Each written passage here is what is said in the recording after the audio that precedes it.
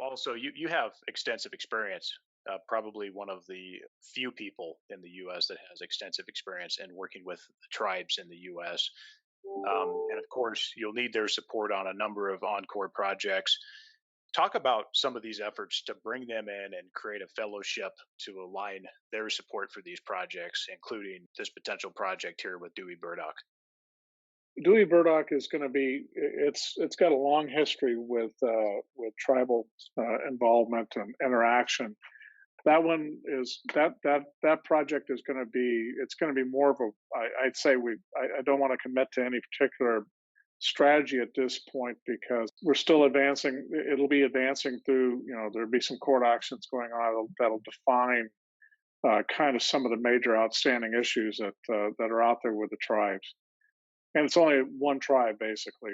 Where we've been focusing our effort really is where we expect to be doing most of our effort is in New Mexico, and that's principally with the communities in and around the Navajo Nation, as well as potentially working with the Navajo Nation as well. And that's some of the strategies that are out there are similar to what we've seen and elsewhere, where you've got effectively tribal companies or Native American owned companies bringing in, providing some kind of sweat equity to get earn in a position into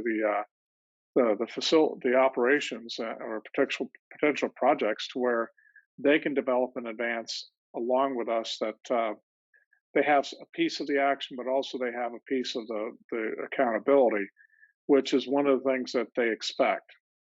And there's similarities both in Saskatchewan as well, even in the U.S., where you've got Navajo tribal companies purchasing and owning and operating coal mines in the western U.S.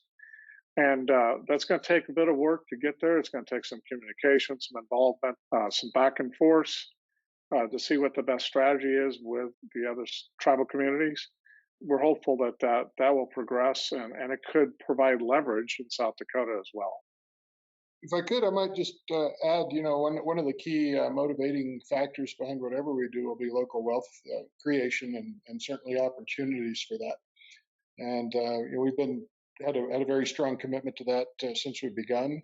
And our background on the gold side and working in Canada has given us, and even back, even with Black empowerment issues with Uranium One in South Africa.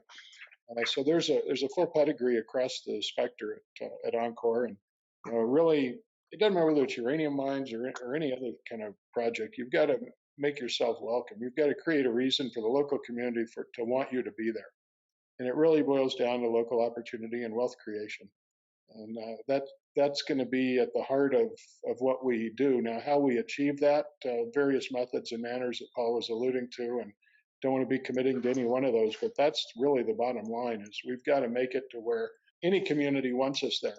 That goes for our projects in Texas, anywhere. Even if you've got permitting friendliness, really, you've got to enjoy local support. And that's something that we're committed to.